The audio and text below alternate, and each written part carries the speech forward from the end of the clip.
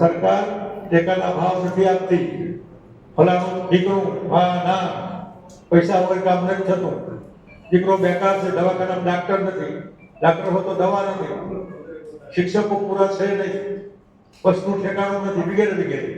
આ જે ફરિયાદો છે એને આ એક ચૂંટણીથી, આ પેટા ચૂંટણીથી ભાજપને કોઈ ફરક પડવાનો નથી.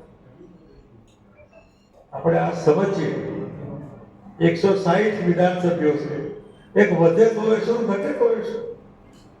તમારી હેસિયત ક્યાં છે? લોકોને વિસાવદરની કદર ક્યાં છે? આમાં એમને પડી જ નથી, ભાજપને પડી નથી કે વિસાવદરમાં પોતે જીતે કે હારે. એટલે સંખ્યાબળ જોઈએ એના કરતા વધારે. કોંગ્રેસ જે હમણાં આમથી આમ કોઈ સંકોચ નહીં મળે, એ 12 કે 14 કે 15 જે હોય મને ખબર નથી, એકાદ વધે કે એકાદ ઘટે, એને શું ફેર પડવાનું?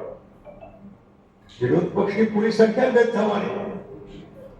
જે પાર્ટીને કઈ લાભ છે નહીં એમને પણ આ લડે કે ન લડે શું ફેર પડવાનું?